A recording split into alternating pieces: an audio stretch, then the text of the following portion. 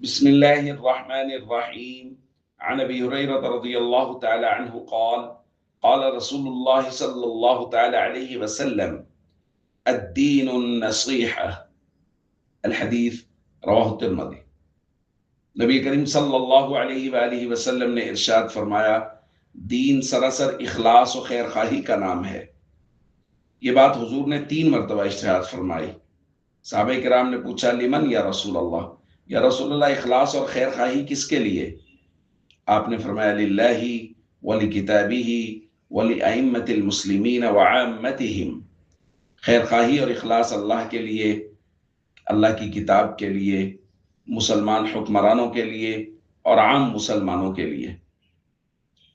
دوستو، یہ روایت جوامع الکلم میں سے ہے، بہت تفصیل طلب روایت ہے اس حوالے سے کہ اللہ کے لیے اخلاص و خیر خواہی کا کیا مطلب ہے، عام مسلمانوں کے لیے اخلاص و خیر خواہی کا کیا مطلب ہے، اللہ کی کتاب کے لیے اخلاص و خیر خواہی کا کیا مطلب ہے، اور اسی طرح مسلمان حکمرانوں کے لیے اخلاص و خیر خواہی کا کیا مطلب ہے۔ چونکہ ہمارا موضوع حسن معاشرت کے متعلق چل رہا ہے تو ہم اسی کے متعلق بات کریں گے کہ عام مسلمانوں کے ساتھ اخلاص و خیر خواہی۔ حضرت جریر بن عبداللہ فرماتے ہیں، بایعت رسول اللہ صلی اللہ علیہ وسلم علی اقام الصلاة و ایتاء الزکاة والنصح لکل مسلم۔ میں نے رسول اللہ صلی اللہ علیہ وآلہ وسلم کے ہاتھ پر بیعت کی اور حضور نے مجھ سے بیعت لی اس بات پر کہ میں نماز قائم کروں گا، کبھی نماز نہیں چھوڑوں گا، ہمیشہ زکوٰۃ ادا کرتا رہوں گا، اور اس کے برابر رکھا حضور نے والنصح لکل مسلم، ہر مسلمان کے لیے خیر خواہی اور ہر مسلمان کے لیے مخلص رہوں گا۔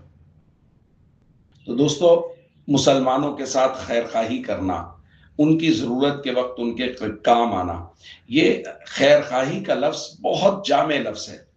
یہ اس لفظ میں ہر طرح کی ضرورت آ گئی، یعنی ان کو کوئی بھی نفع پہنچانا اور ان کو کسی بھی نقصان، ضرر اور تکلیف سے بچانا، یہ سب کچھ سمٹ کے النصیحہ میں آ گیا ہے۔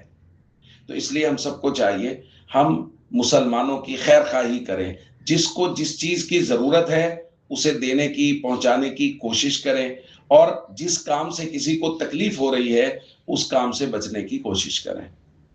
السلام علیکم ورحمۃ اللہ وبرکاتہ۔